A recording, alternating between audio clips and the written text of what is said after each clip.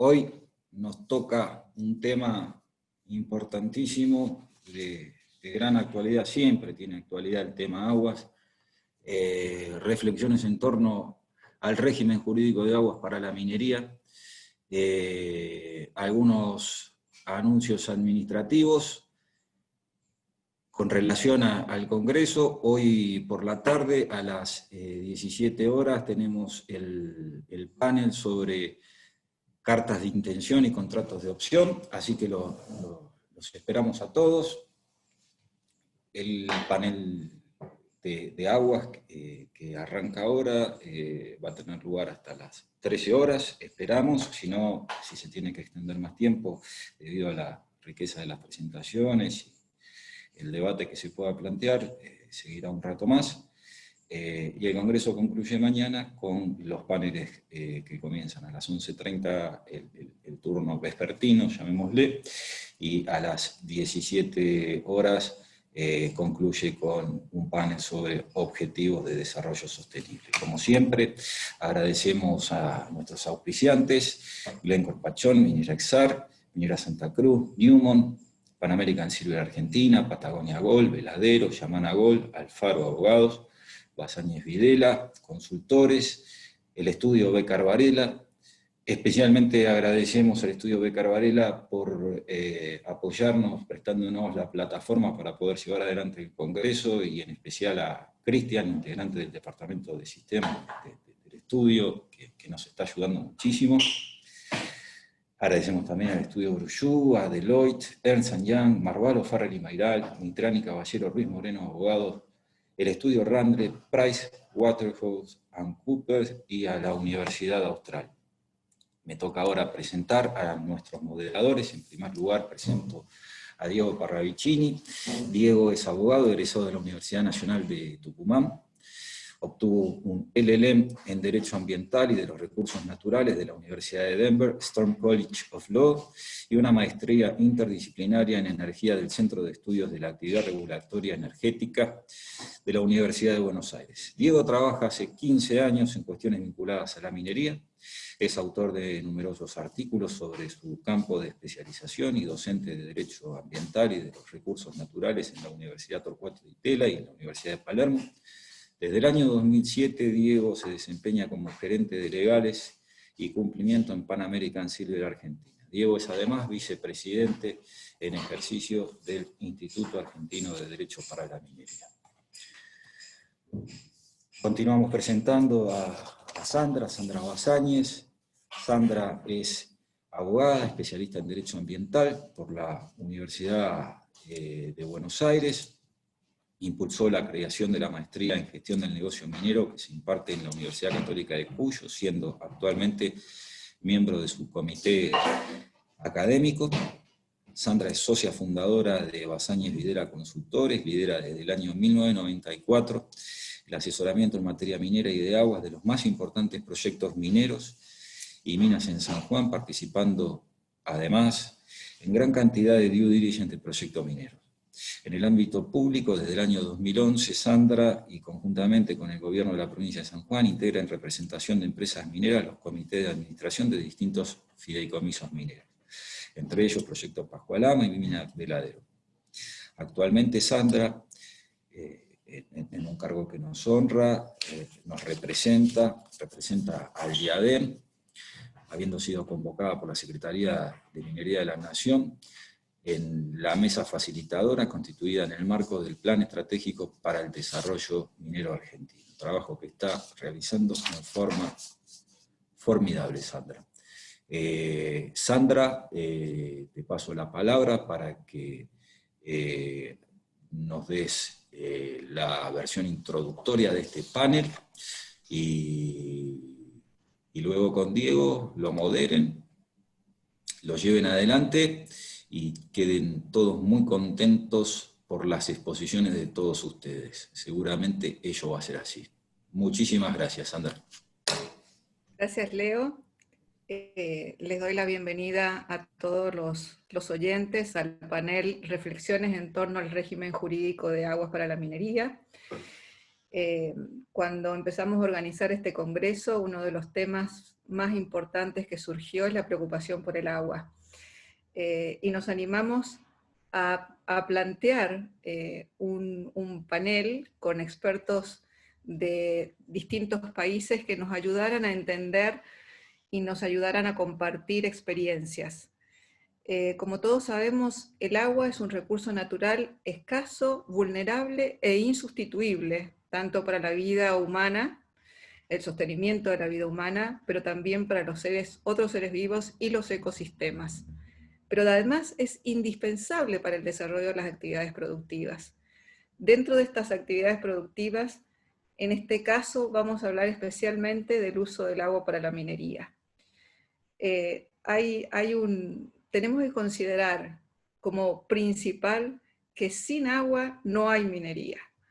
El agua se requiere en las distintas etapas de la actividad, desde su exploración, construcción, operación, cese.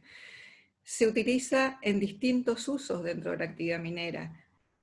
Hablemos de los tratamientos de metalurgia, hablemos de las extracciones, del abatimiento de polvo, del consumo que hacen los empleados y las personas en el campamento. Es decir, es necesario para todo. Entonces, acá empezamos a hablar de la problemática relacionada. Es decir, la actividad minera en relación al recurso agua puede influir en la cantidad del recurso disponible para los otros usos, y también en virtud de la huella física del lugar donde se ubican los distintos proyectos mineros. Pensemos que en Argentina están muchos en las nacientes de las cuencas, puede tener un impacto en también la calidad del recurso. Pensemos en las escombreras, pensemos en las obras mineras que se construyen. Es necesario construir a veces en cauces de río, la necesidad a veces de desvío de ríos, y la preocupación que esto genera, con razón, en virtud del riesgo y el desafío que significa esta situación en la comunidad en general. Entonces, entendemos que el agua es un elemento que es fundamental en la actividad minera y es necesario para ello un marco legal que nos permita cuidarla, protegerla y también definir cómo es la distribución y el aprovechamiento. Es en ese sentido que hemos organizado este panel inicial.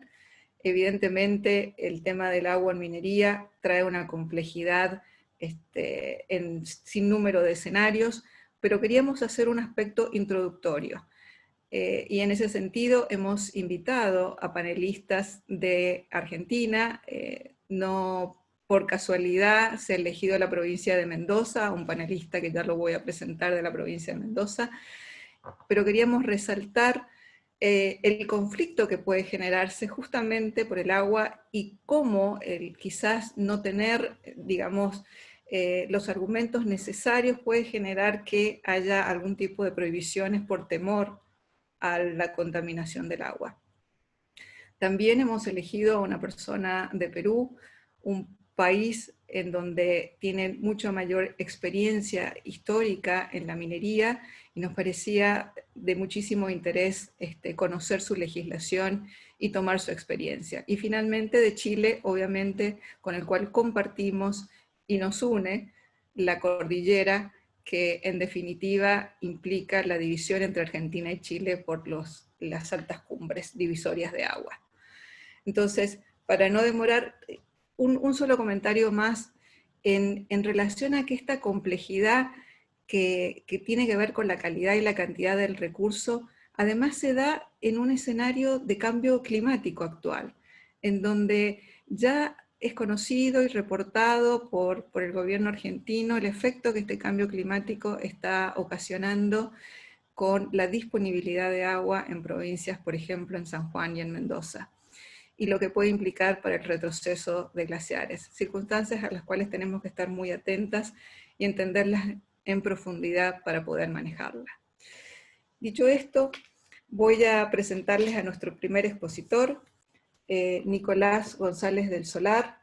Él es argentino, de Mendoza, abogado, doctor en Derecho por la Universidad de Zaragoza, máster en Gestión Integrada de Recursos Hídricos de la Facultad de Ingeniería Hidráulica de UBA, profesor titular de la Cátedra de Derecho de Aguas y Recursos Naturales de la Universidad de Mendoza, profesor de Derecho Ambiental en la Maestría de Ingeniería Ambiental de la Universidad Nacional de Cuyo, es subdirector del Instituto de Investigaciones de Derecho de Aguas y Ambiente de la Universidad de Mendoza, es coordinador del doctorado en Derecho Ambiental y Recursos Hídricos de la Universidad de Mendoza y la Universidad Nacional de Cuyo. Nicolás es miembro de la Asociación Internacional de Derecho de Aguas, miembro del Instituto Argentino de Recursos Hídricos, representante de la Universidad de Mendoza en el Foro Argentino del Agua. Él es autor y coautor de obras especializadas en Derecho Ambiental y de Aguas, y tiene numerosas publicaciones de investigación en Derechos de Agua y Derecho Ambiental. Bueno, gracias, Nico. Por favor, avanzar en tu presentación y espero que todos disfruten de ella. Gracias. Bueno, muy buenos días. Antes que nada, no les obliga a agradecer y mucho al Instituto Argentino de Derecho para la Minería, a los coordinadores de este evento, a Leonardo Rodríguez, a Diego Parravicini, a quien me ha presentado, a la doctora Basáñez. Así que bueno, agradecerles a todos la invitación y esta excepcional organización virtual en este congreso. Y bueno, sin más, vamos a comenzar con la primera placa. Bueno, me ha tocado hablar sobre el régimen legal de las aguas en la República Argentina, así que en lo primero que vamos a detenernos es en una cuestión de dominio y jurisdicción. Creo que lo primero es la naturaleza, tratar de hacer un tratamiento de la naturaleza jurídica del agua, y primero que nada hay que ir a la Constitución Nacional.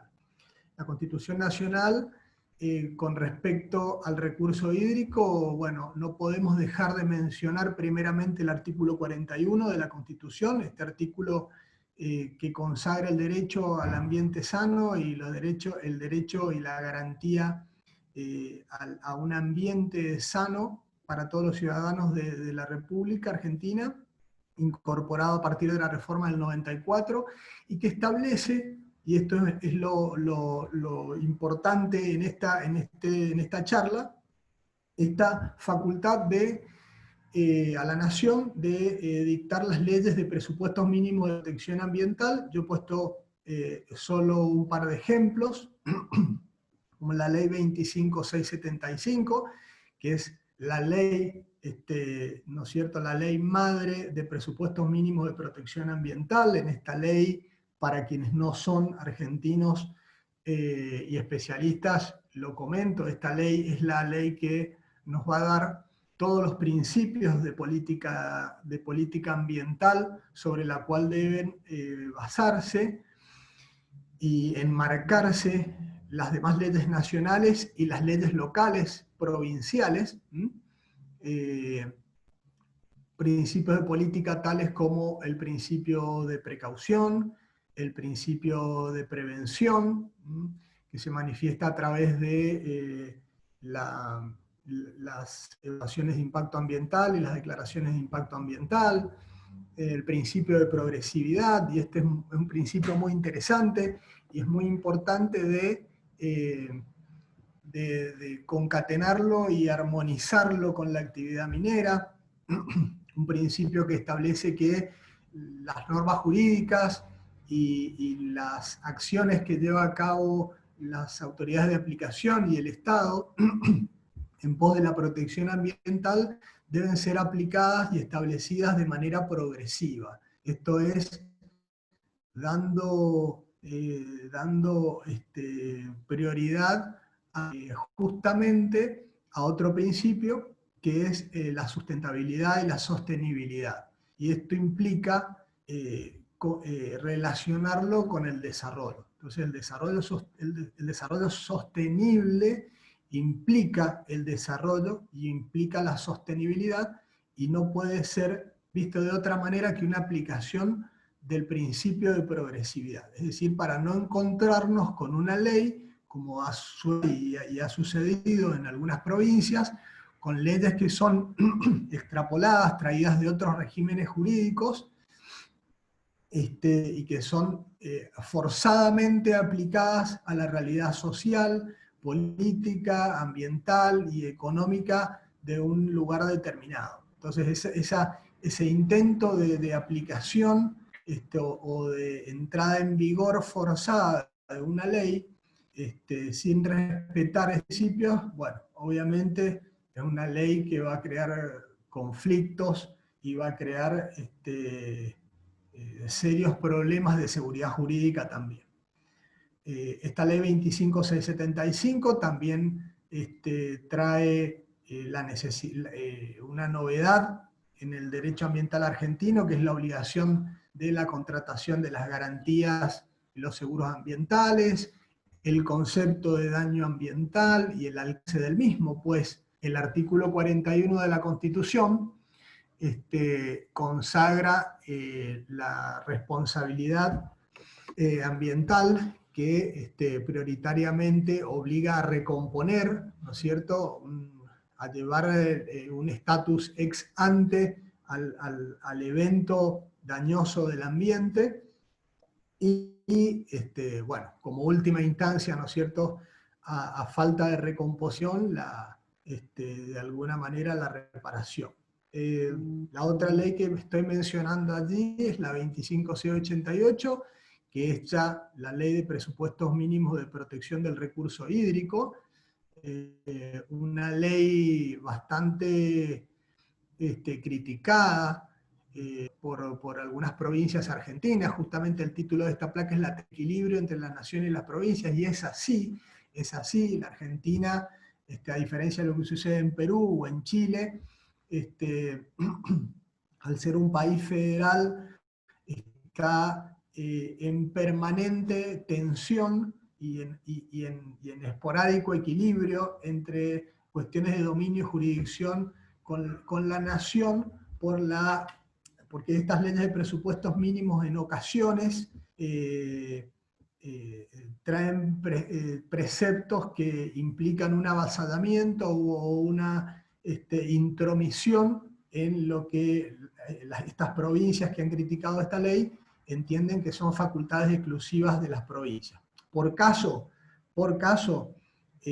la facultad otorgada a la nación de crear organismos de cuencas hidrográficas, cuando no es una facultad delegada a la nación, sino que son las provincias, por acuerdos quienes forman estos organismos de cuenca hidrográfica. El artículo 75 de la Constitución también es importante a los fines de establecer cuáles han sido las jurisdicciones que han quedado delegadas a la nación con respecto al agua, por ejemplo, la navegación, el comercio interprovincial e internacional, tanto en ríos y lagos navegables, como desde luego en el mar argentino, y aquí otras cuestiones más relacionadas con la naturaleza jurídica de las aguas en la Argentina, que es el dictado de los códigos de fondo. El Código de Minería, por ejemplo, el Código Civil. En la Argentina, la naturaleza jurídica, la condición legal de las aguas, las tenemos en el Código Civil argentino, al cual veremos en la segunda placa.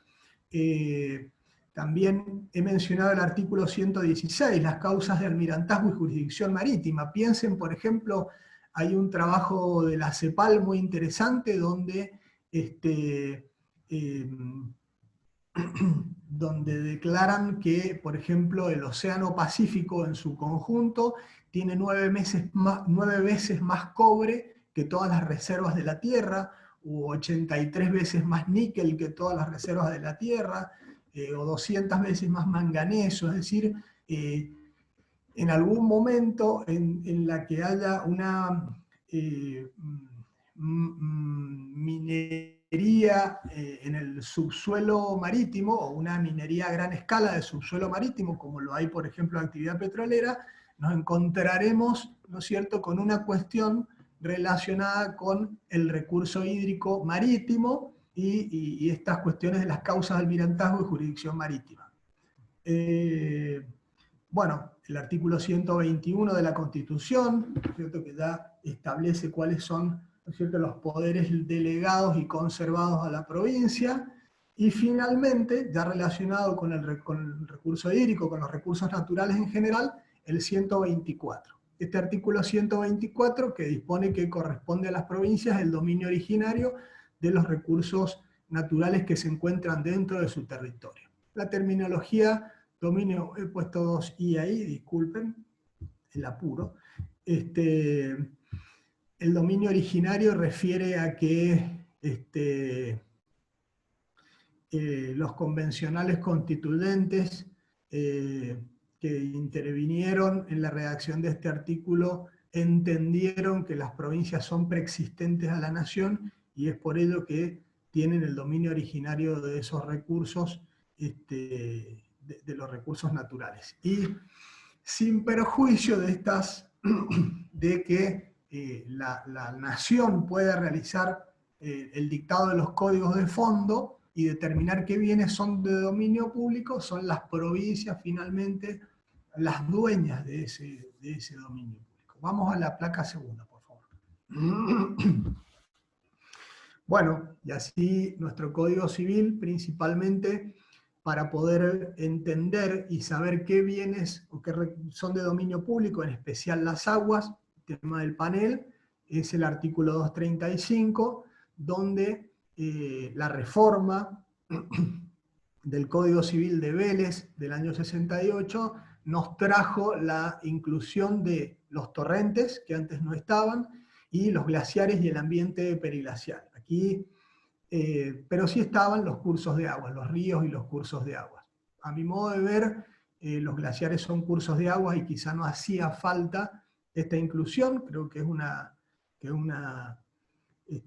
inclusión quizá para salvar algunas dudas de quienes no entienden que es un glaciar, pero un glaciar es un curso de agua, ¿no es cierto?, con un movimiento sumamente y extremadamente lento de su contenido. Quizás sí el ambiente periglacial, bueno, esta es la novedad de la inclusión como bien de dominio público, los torrentes y por supuesto toda otra agua que tenga o adquiera aptitud para satisfacer usos de interés general, otorgando una suerte de cláusula especial de calificación de utilidad pública cuando suceda estas cuestiones.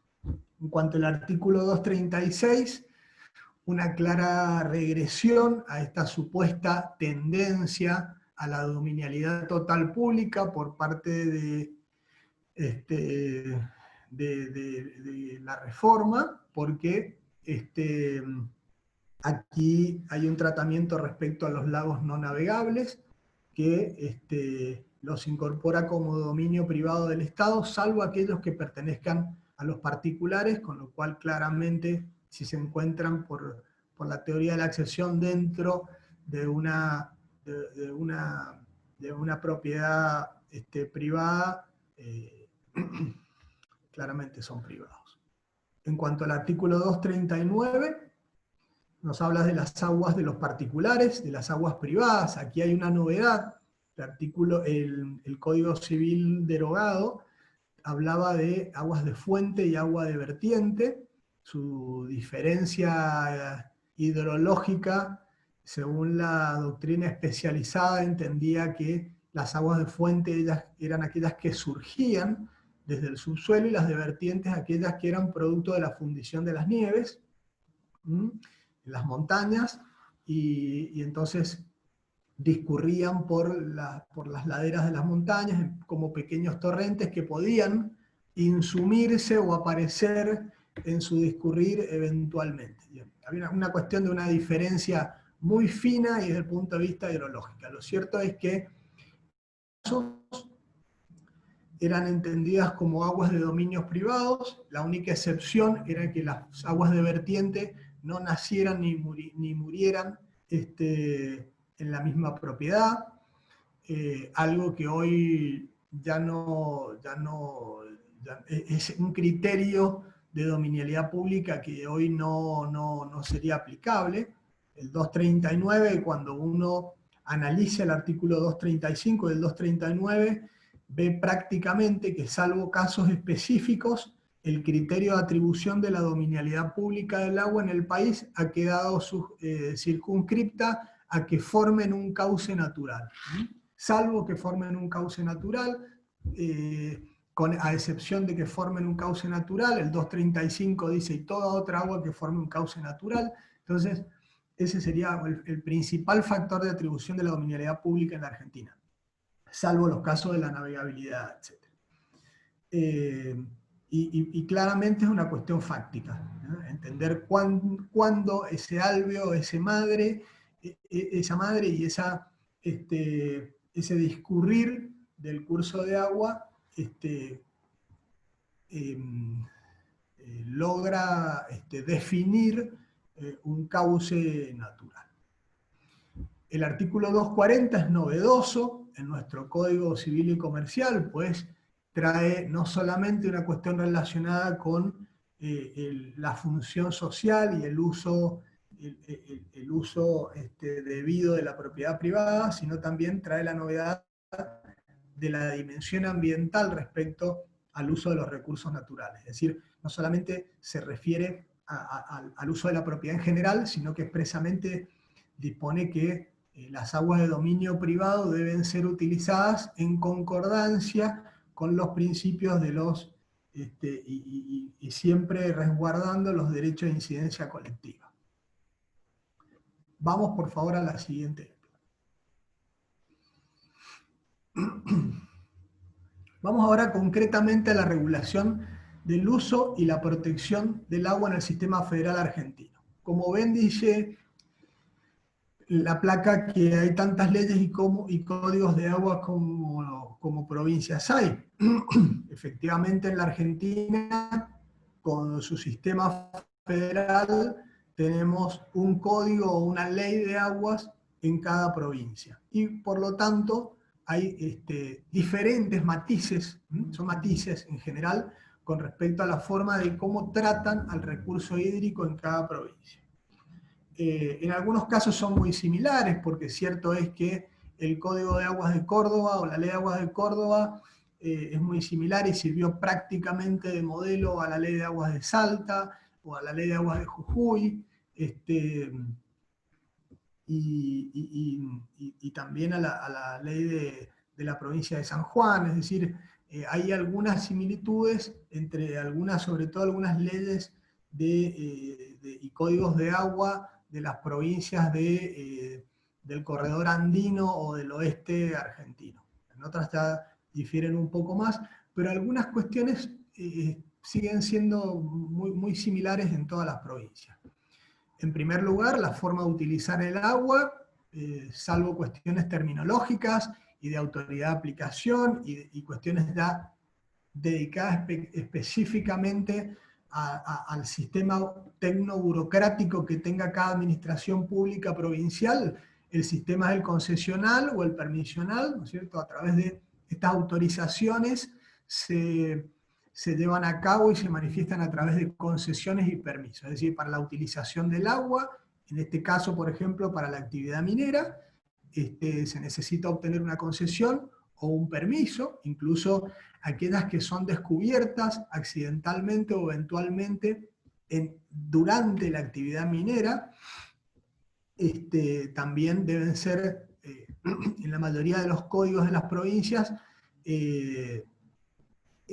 dispone que estas deben ser, ¿no es cierto?, se debe realizar el correspondiente denuncio a la autoridad de aplicación para, ¿no es cierto?, la toma de razón, ya sea por una cuestión de policía de las aguas, de su correcto manejo, o para, ¿no es cierto?, ser debidamente registradas y concesionadas o permisionadas a la empresa minera que las descubre. Casi todas las leyes de las provincias tienen también sistemas de prioridades, es decir, este régimen de prioridades o sistema de preferencia respecto del uso. Esto es muy interesante y es muy importante para la actividad minera, porque aquí a veces no solamente hay una cuestión de emotiva, emocional o social, como ha ocurrido en algunas provincias, sobre en qué lugar está la actividad minera para el uso del agua, sino en qué lugar con respecto a la sostenibilidad, sustentabilidad y a la disponibilidad y a la oferta hídrica de cada lugar para tener una nueva actividad. Da lo mismo si es minera, si es industrial, si es agrícola o petrolera. Es decir, la cuestión de las prioridades y cómo maneja el sistema de prioridades cada ley provincial es muy importante. En la mayoría de las provincias, de las leyes de las provincias, también se observa la existencia de la cláusula sin perjuicios de terceros, es decir, que el otorgamiento de un permiso, de una concesión, de una autorización a un nuevo usuario debe proteger y debe hacerse con respeto a los caudales y a los volúmenes ya permisionados o concesionados, de manera de no perjudicar a terceros, que ya son concesionarios. Hay regímenes de prioridades que solamente se basan en los usos. Por ejemplo, si ustedes ven el artículo 115 de la Ley de Aguas de Mendoza, o el artículo 4 de la Ley de Aguas Subterráneas de Mendoza, porque en Mendoza tenemos dos leyes diferentes, una para aguas superficiales y una para aguas subterráneas, o por ejemplo, la Ley de Aguas de San Juan, o de Salta, o de Jujuy, o de Córdoba, tienen régimen de prioridad relacionados con los usos, pero hay también relacionados con las personas, y por supuesto siempre rige la máxima, primero en el tiempo, mejor en el derecho. Y lo que sí puede ocurrir, que esto también ocurre en algunas provincias, esta discrecionalidad de la autoridad de aplicación, dependiendo cómo esté conformada, de poder alterar ese régimen de prioridades o ese sistema de preferencias.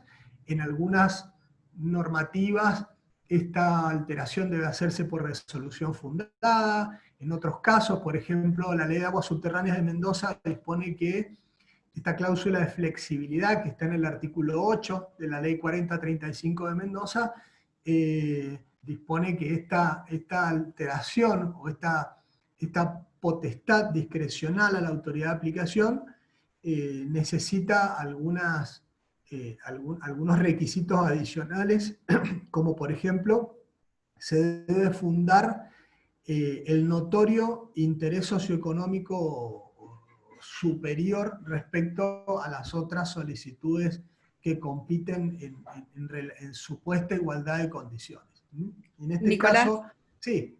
disculpa, Sí, para avisarte que quedan 5 minutos, por favor. perfecto. Sí, Está perfecto, muy perfecto. interesante, No, lamento no, muchísimo interrumpirlo, vamos pero a apurarnos porque la charla de todos es muy interesante. gracias.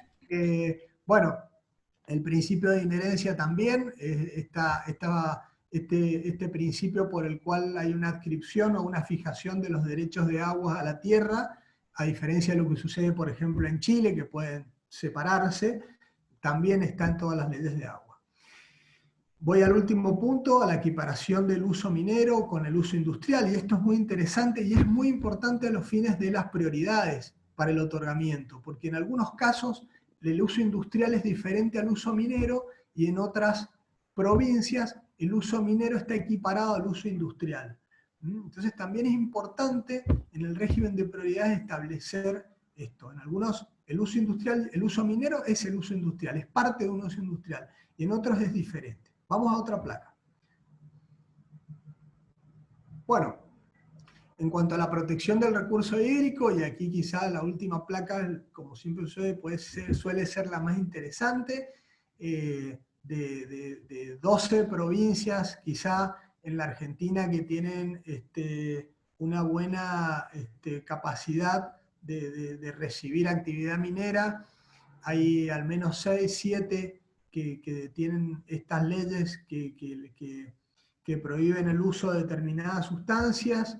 El mercurio, bueno, la nueva ley la ley que intentó modificar la 7722 en Mendoza, bueno, dejó vigente, ¿no es cierto?, la prohibición del mercurio por haber suscrito el convenio de Minamata, pero en cuanto a las otras sustancias, estaban bajo otro régimen, ¿no es cierto?, que si se aseguraban la sostenibilidad del proyecto y podían, ¿no es cierto?, siempre que no estén prohibidas su introducción y su importación al territorio nacional, que es la última parte del artículo 41, podían utilizarse. En la provincia de Mendoza, la regulación de la protección del recurso hídrico está regulado por la resolución 778 y 51 del Tribunal Administrativo de Irrigación, y es el Departamento General de Irrigación quien regula, quien gestiona y administra el recurso hídrico en general en cuanto a su cuestión cuantitativa y cualitativa, y en esto es donde especialmente interviene su relación con la actividad minera. En estos momentos, como todos saben, la provincia de Mendoza se encuentra en una suerte de parate a raíz de la derogación de la ley que reformó la 7722, con miras a poder dar una solución a una actividad que, si se hace de manera sustentable, por supuesto que puede traer grandes beneficios para la provincia y sin afectar al recurso hídrico.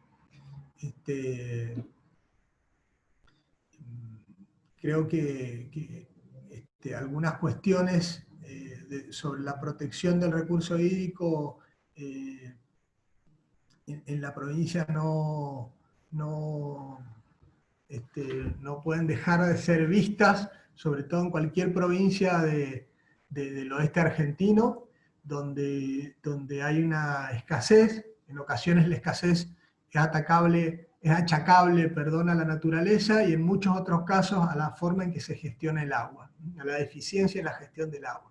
Entonces, aquí la discusión interesante es proveer a la sostenibilidad y sustentabilidad del sistema para incorporar nuevos usuarios, nuevos competidores, y salir de cualquier esquema demagógico o emocional o emotivo, sino que hay que ser un poco más, hay que tomarlo con absoluta seriedad y entender que una optimización del sistema hídrico y de la gestión y la administración del sistema hídrico perfectamente puede traer un nuevo competidor, sin importar quién sea, a proveer a un mejor modelo económico provincial.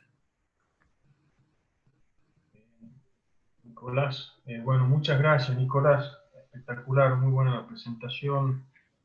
Me gustó mucho las reflexiones en cuanto a la inconveniencia de extrapolar leyes de afuera en virtud de lo establecido por la Ley General del Ambiente, en que es progresividad o no regresividad y que sea todo congruente, ¿no? Por ahí incurrimos en ese error nosotros los argentinos. Y creo que has abordado muy bien todos los temas, desde la descripción de qué tipo de bien y del dominio del agua hasta la protección ambiental. Así que muchas gracias por la presentación y seguimos en la parte de las preguntas. Gracias y gracias por la generosidad y por el tiempo también. Gracias a ustedes. Ahora me toca presentar a nuestro colega Benjamín Pérez, quien va a presentar por el país de Chile. Benjamín es licenciado en Derecho y máster en Derecho por la Universidad Católica de Chile. Es profesor de Derecho Minero de la Universidad Nacional Andrés Bello. Ha sido expositor en jornadas de Derecho de Minería y Agua de la Universidad de Chile y autor de publicaciones en materia de aguas y minería. Benjamín es socio de Guerrero Olivo, donde colidera el Departamento de Derecho de Aguas y es miembro de las áreas de Derecho Minero y Medioambiental. Se especializa en el desarrollo de proyectos mineros, de due diligence, fusiones y adquisiciones en la industria minera, en el ángulo medioambiental y regulatorio, en el desarrollo minero, en todo tipo de materias relacionadas con derecho de agua y en litigación en temas mineros y de aguas. Desde 2018 es presidente del Comité de Minería de la Cámara Chileno-Australiana de Comercio. Bueno, bienvenido, Benjamín. Muchas gracias por estar y adelante con tu presentación. Tenés 20 minutos. Muchas gracias. Perfecto. Muchas gracias, Diego, por la introducción y muchas gracias al Instituto Argentino de Derecho para la Minería por la invitación a este importante congreso.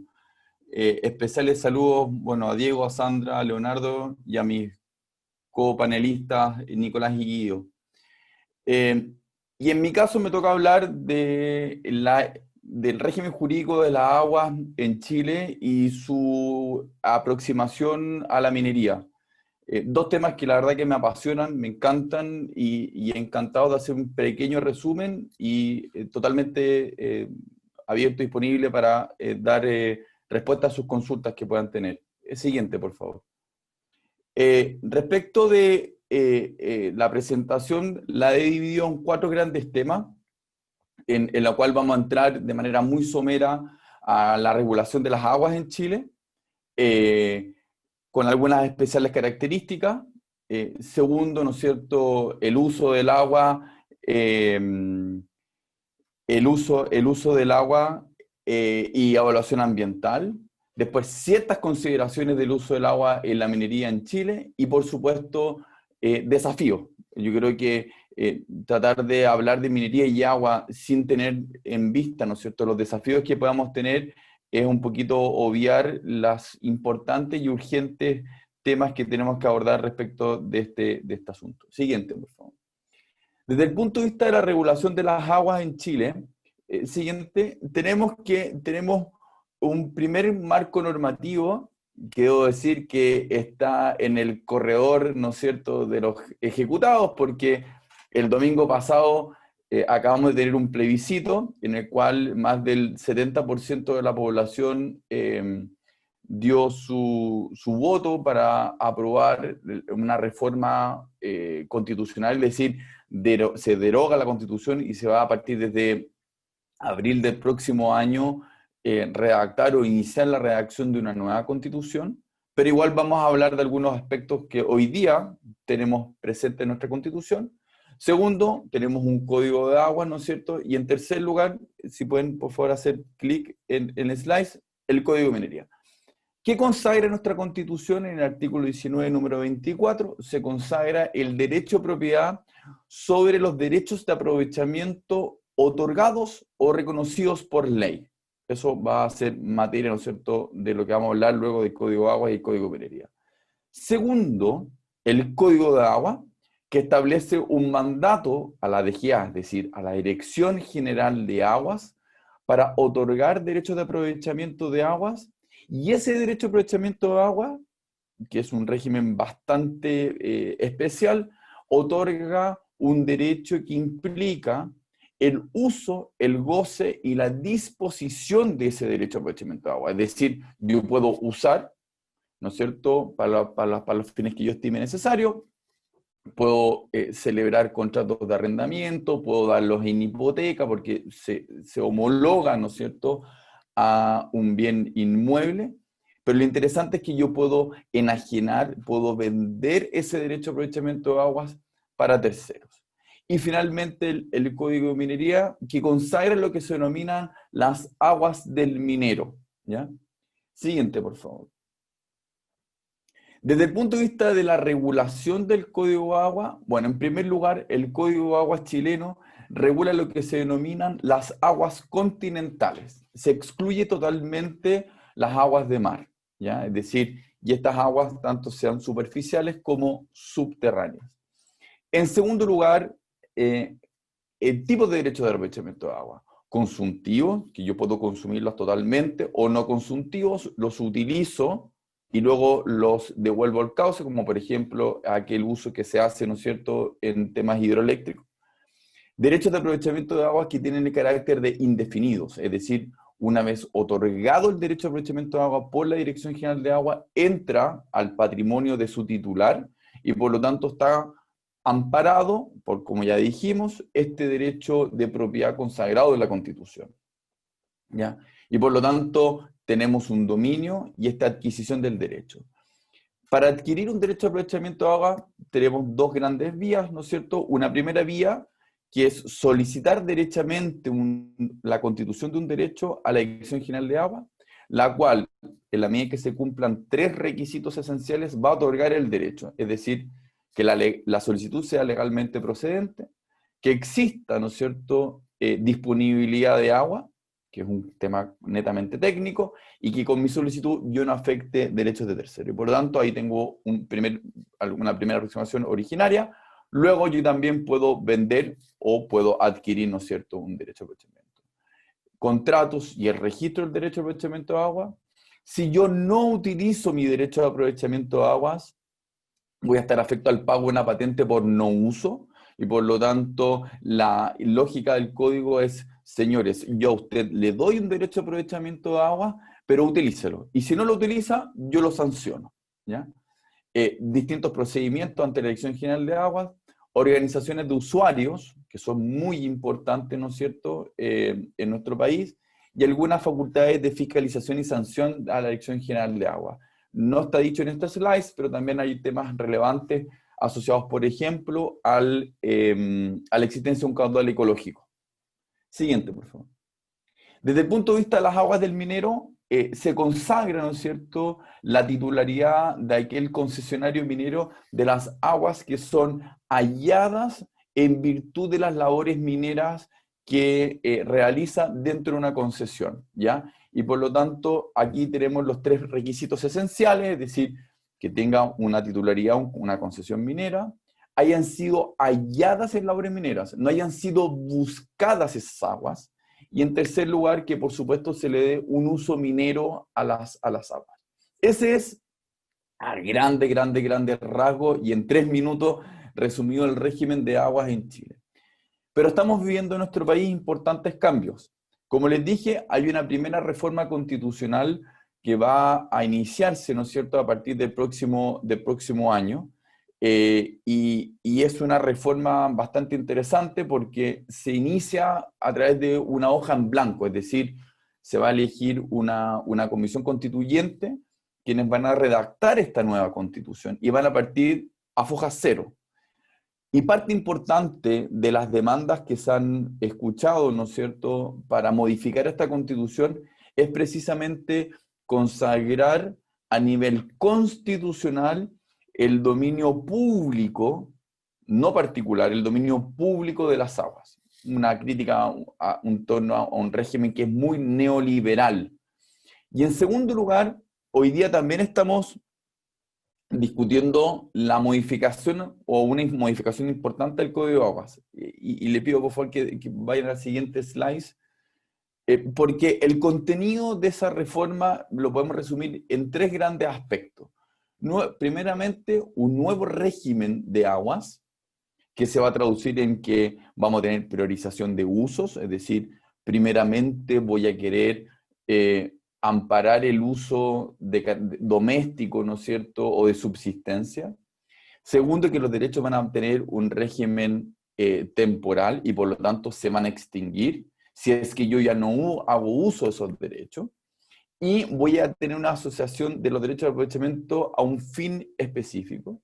Después van a haber importantes facultades ambientales, básicamente reservas de agua, planes estratégicos de manejo de cuenca y limitación a otorgar derechos de aprovechamiento de agua en áreas protegidas y en glaciares. Y finalmente, importante, ¿no es cierto?, contenido en relación a información. ¿Qué información debo yo, como titular de un derecho de aprovechamiento de agua, otorgarle a la Dirección General de Agua? Y dentro de eso está precisamente el agua del minero, porque hoy día las aguas del minero, si bien son del titular son de propiedad del concesionario minero, no hay obligación de informar a la Dirección General de Agua. Y por lo tanto hoy día lo que se busca es que el titular minero informe de la existencia de esas aguas y cómo se hace uso de las mismas. Siguiente, por favor. Desde el punto de vista del uso del agua y evaluación ambiental, todos sabemos que el agua es un recurso sumamente complejo, de muy difícil administración, por cuanto en el uso del agua caen múltiples intereses. Hay un interés, por supuesto, ¿no es cierto?, personal, es decir, de subsistencia. Hay un uso ecosistémico. Sin agua, ¿no es cierto?, nuestro ambiente no puede existir y por lo tanto la flora y la fauna necesitan del agua. Hay un importante uso, ¿no es cierto?, agroindustrial, hay un importante uso en la minería, en la industria, y por lo tanto una aproximación al agua tiene que necesariamente entenderse por esta multiplicidad de usos que tiene el agua.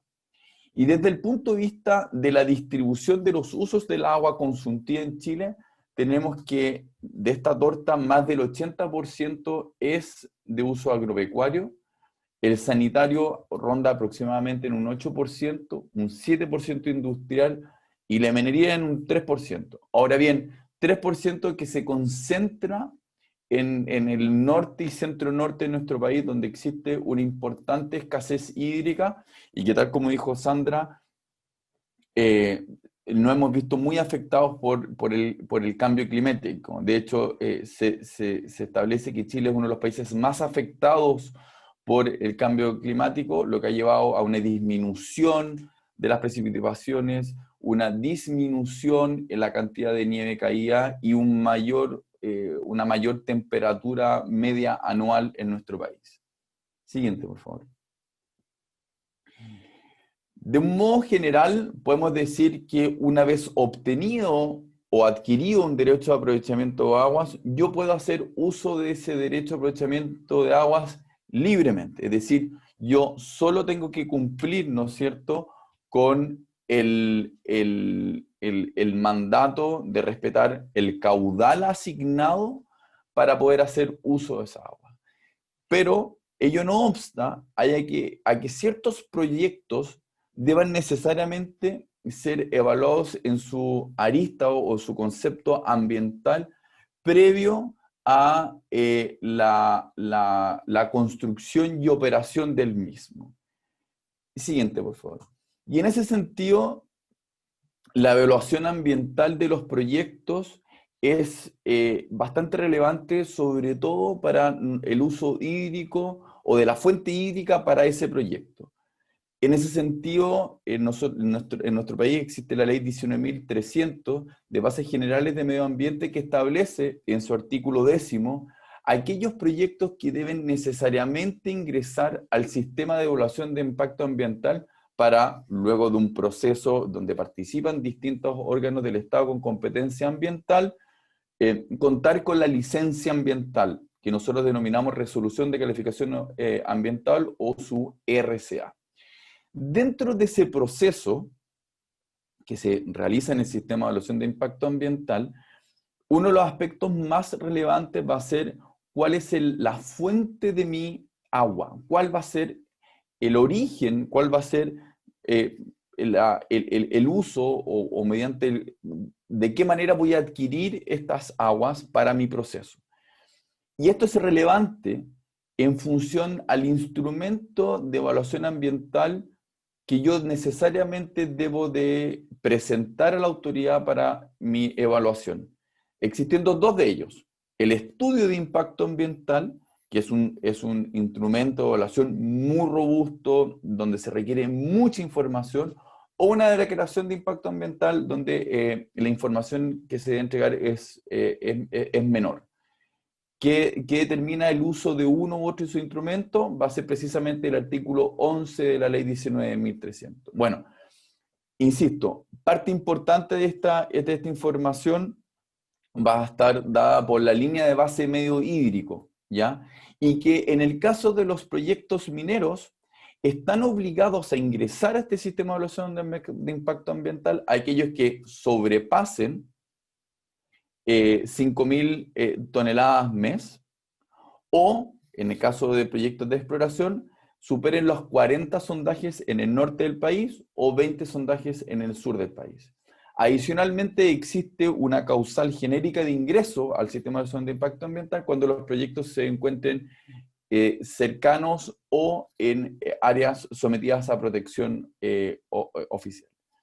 Desde el punto de vista de la evaluación, vamos a tener que hay importantes medidas de mitigación, de reparación y compensación, que muchas de esas se van a vincular con temas hídricos, ¿ya? Asociados, por ejemplo, ¿no es cierto?, a que si tengo un derecho de aprovechamiento de aguas por 100, solamente pueda hacer uso de 80, 70, 60 o 50 litros por segundo. Es decir, ahí la autoridad ambiental tiene mucho que decir. Siguiente, por favor. Desde el punto de vista del seguimiento y fiscalización, lo que hemos visto es que la autoridad puede establecer, por ejemplo, en las resoluciones de calificación ambiental, la existencia de pozos de monitoreo para determinar no solamente el caudal utilizado, sino que también los niveles freáticos de los pozos, la calidad de las aguas, etc. También hemos visto que se establecen planes de alerta temprana, con el objeto de determinar que si se detectan ciertas desviaciones respecto de lo evaluado, se puedan tomar medidas desde el punto de vista operativo de los proyectos para evitar que se generan algún tipo de impacto. Por supuesto, la Superintendencia del Medio Ambiente puede realizar fiscalizaciones al instrumento de ambiental, es decir, a la resolución de calificación ambiental. Y por último, se pueden establecer medidas correctivas ante impactos que no hayan sido previstos. Pueden ser paralizaciones, medidas urgentes y transitorias, las que denominamos MUT, y otras de ellas. Y por lo tanto, el mundo ambiental con el mundo del agua en la minería es esencial y es muy importante tenerlo presente. Porque, como digo, no obsta con tener un derecho a aprovechamiento de agua, sino que ese derecho a aprovechamiento de agua necesariamente tiene que comulgar con aspectos ambientales del proyecto y aspectos ambientales evaluados y analizados en el marco de la evaluación ambiental. Siguiente, por favor. Desde el punto de vista de las consideraciones del agua en la minería, aquí, como podemos ver en la siguiente imagen, tenemos al expresidente ejecutivo de Codelco, y que tal como señaló Sander, ¿no es cierto?, sin agua no hay minería. Y no hay más vuelta que darle. O sea, si es que nosotros no tenemos acceso al agua, nosotros no vamos a poder tener actividad minera. Y la minería es clave, no solamente para Chile, que es el principal impulsor de su economía, es el principal gestor o creador de puestos de trabajo, es el principal creador de valor, ¿no es cierto?, para las arcas fiscales, sino que la minería es esencial para un mundo más sustentable, más verde, porque sin minería no tenemos autos eléctricos, no tenemos un montón de aspectos celulares y otro tipo de cosas. Siguiente, por favor. Y por lo tanto, entender que la minería en Chile, si bien representa un 3%, ¿no es cierto?, del total del uso del agua, esta se concentra básicamente en el norte y en el centro norte de nuestro país, y que tiene al día de hoy importantes fuentes de abastecimiento que vienen, ¿no es cierto?, de aguas continentales. Pero poco a poco el agua de mar, y lo vamos a ver en una slide siguiente, empieza a tener un importante rol de abastecimiento, seguido, ¿no es cierto?, con el abastecimiento que pueden otorgar terceros. Siguiente, por favor. El agua y la minería en Chile tienen importantes conceptos que tenemos que tener claro. En primer lugar, la minería de nuestro país se concentra principalmente en el norte del país, donde existe una escasez hídrica tremenda, donde prácticamente no llueve y muchas de las aguas vienen de fuentes glaciares y de otras fuentes. Existe una escasez hídrica y por lo tanto las comunidades cada vez tienen un mayor rol y una mayor exigencia a los proyectos mineros, ya no solamente asociados con impactos que pueden estar ligados, ¿no es cierto?, a afectaciones, ¿no es cierto?, del entorno, sino a cómo los proyectos mineros hacen un uso eficiente de las aguas. Y por lo tanto, vamos a ver en las siguientes slides que se han dado casos emblemáticos donde proyectos mineros que cuentan con evaluación ambiental, que cuentan con la titularidad de un derecho de aprovechamiento de agua, así todo se ven tremendamente afectados por impactos al ambiente originados por el uso de sus aguas. Por ejemplo, el caso de Minera Maricunga y el proyecto Refugio, donde finalmente se decidió cerrar los pozos de ese proyecto, dado que el uso de esos pozos afectaba, ¿no es cierto?, ciertos cuerpos lacustres que estaban a un par de kilómetros. Es decir, se generó un impacto que en la evaluación de su proyecto minero no se consideró. Segundo, Anglo American declara que el 25% de su producción ha disminuido producto de la sequía. Voz de alerta. Tercero, demanda por daño ambiental presentado, ¿no es cierto?, en contra de Codelco por daños generados, ¿no es cierto?, a un salar donde se encuentran sus pozos, ¿no es cierto?, para la división Salvador, que es una división importante de Codelco. Otro caso, nuevo demanda por daño ambiental, ahora en contra de BHP, de Minera Escondida, ¿no es cierto?, por aspectos o afectación a un salar donde se encuentran sus pozos. Por lo tanto, como podemos ver, entender el agua y la minería como un todo asociado al medio ambiente es clave para tener y para seguir asegurando, ¿no es cierto?, la continuidad operacional de los proyectos mineros en Chile. Me quedan 5 slides, asumo que me deben de quedar, Sandra, 2-3 minutos, no más. Sí, estás pasado, pero creo que 2 o 3 minutos están. La verdad, es solamente para cerrar. Y desde el punto, muchas gracias. Y desde el punto de vista de los desafíos, lo que estamos viendo como industria es que el consumo de agua de mar cada vez va en mayor aumento. Y aquí es solamente un gráfico que podemos ver cómo ha aumentado considerablemente el agua de mar y cómo se proyecta que ese agua de mar vaya en aumento en el futuro. Lo mismo en temas de recirculación de agua. La minería es pionera en recirculación de agua y por lo tanto estamos hablando que la luz de alerta en optimización y ser más eficaces en el uso del agua, las mineras lo tienen completamente internalizado. Siguiente, por favor. Siguiente. Y por lo tanto, tal como estábamos mencionando aquí la anterior, por favor. El agua de mar tiene importantes incidencias en la toma de decisiones de distintos proyectos. Anglo American y Pelambre, del grupo Antofagasta Minerals, son algunos de los proyectos y empresas que van a utilizar o van a ir optando por un mayor uso de agua de mar. Siguiente, por favor. Siguiente. Y lo mismo ocurre con las aguas provenientes de plantas de tratamiento de aguas servidas. En Chile tenemos una importante tratamiento de aguas domiciliarias a través de plantas de aguas servidas, y por lo tanto es común ver que algunos proyectos mineros adquieren aguas de estas plantas, lo que no quita que existen ciertas discusiones respecto al régimen y al dominio de esas aguas. Siguiente, por favor. Y finalmente, ¿no es cierto?, como lo mencionábamos, el importante porcentaje de recirculación de agua que existe en Chile. Más del 70% de la agua en minería es reutilizada. De lo revisado de los últimos 10 proyectos mineros ingresados al sistema de evaluación de impacto ambiental, 8 de ellos contemplan medidas de recirculación que están asociadas básicamente a medidas ambientales y no porque el código de agua lo establezca, ¿ya? Siguiente, por favor.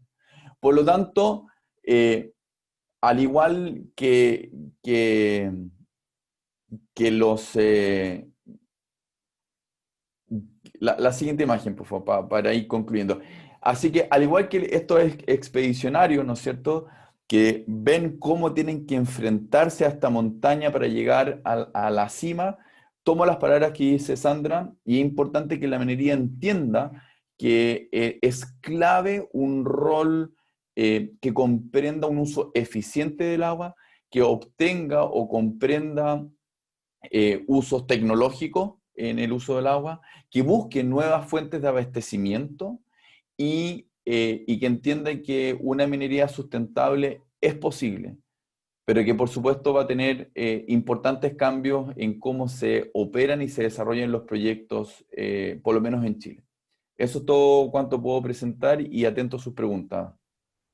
Muchísimas gracias, Benjamín. La verdad que de sumo interés tu presentación.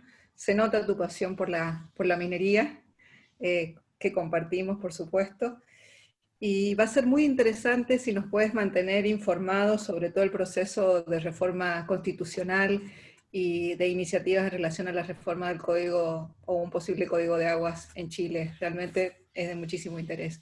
Y quisiera destacar como experiencia para los argentinos toda la innovación puesta en el tratamiento de agua en Chile y de lo cual necesitamos aprender y probablemente hasta legislar un poco más sobre recirculación, reuso, mayor exigencias en cuanto al reuso de agua.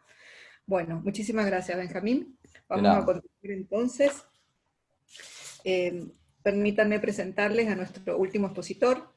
Es Guido Bocchio Carvajal, de Perú. Él es abogado por la Universidad Nacional Mayor de San Marcos, es máster en asesoría jurídica de empresas desde 1987. Guido es profesor de la Maestría de Recursos Hídricos, Legislación del Agua, que se imparte en la Universidad Nacional Agraria La Molina, Lima, Perú. Está formado en la asesoría jurídica empresarial y en asuntos sobre recursos naturales, corporativos y sociales. Es gerente legal y de recursos naturales en Southern Perú Cooper Corporations. Muchas gracias, Guido, por estar con nosotros y avanzamos entonces con tu presentación. Muchísimas gracias, Sandra. Es un honor para mí participar en este panel. Y antes de empezar, por supuesto, quiero saludar al Instituto Argentino de Derecho para la Minería. Quiero hacer énfasis que han escogido bien el nombre, no es como tenemos en Perú. Yo soy miembro del Instituto Nacional de Derecho de Minería, así que felicitaciones y mis mejores deseos para este instituto del que ya espero formar parte porque me inscribí esta mañana. También quiero saludar a Diego Parravicini, con quien me une una vinculación de asesoría cuando él formaba parte de un estudio que asesoraba la compañía que yo a la que pertenezco, también a Leonardo Rodríguez por haber congregado a este grupo tan distinguido de profesionales con las que tengo el honor de participar. Quiero también decir que me quiero colgar de lo que hace poco acaba de decir Nicolás, Benjamín, en relación a la minería. Y él ha hablado desde la perspectiva de la asesoría en la minería. Yo también hago asesoría, pero la hago desde una empresa minera. Hace 36 años trabajo para Southern Perú. Es una empresa que está en el sur del Perú, en la cabecera del desierto de Atacama. Es una configuración meteorológica y climatológica muy parecida, idéntica diría a la del norte de Chile. Así que pasamos gran parte de los problemas que él ha descrito muy bien en su presentación. Gracias, Benjamín, por permitirme decir que hay mucho de lo que tú has dicho que está interiorizado ya en la empresa minera, de gran minería, moderna y responsable en Perú, y estoy seguro que también eso está pasando en Chile y espero que también en Argentina, que es una realidad que no conozco tanto. En esta ocasión me han pedido hablar de qué pasa en el Perú en términos del régimen de legislación del agua. Sin embargo, con estos 36 años de trabajo en una empresa minera, no puedo empezar hablando directamente de la legislación. Creo que es indispensable mencionar un poquito de lo que personalmente yo siento que hoy en día es la legislación del agua.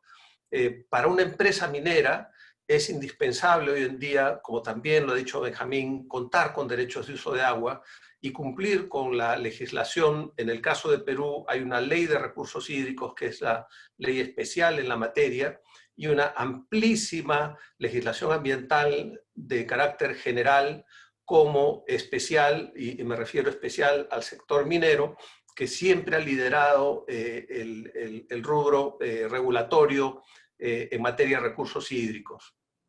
Esto es indispensable como premisa para empezar este panel, pero además es indispensable también ser muy sensible a un enfoque fuera de la caja.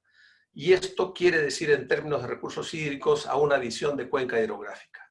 Hoy en día en el Perú, una empresa que se precia de cumplir con sus estándares corporativos, regulatorios, que hace gestión de los recursos hídricos, que no tenga una visión de gestión integrada de los recursos hídricos, casi diría está destinada a tener paralizaciones en sus proyectos, en sus expansiones, o a sufrir afectaciones importantes en materia del desarrollo productivo.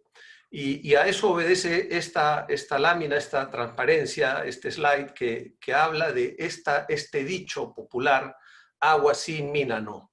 Lo hemos visto no solamente en el sur, en proyectos de mi empresa como Tía María, lo hemos visto en el centro del país, o lo hemos visto mucho en el norte, y el más lamentable ejemplo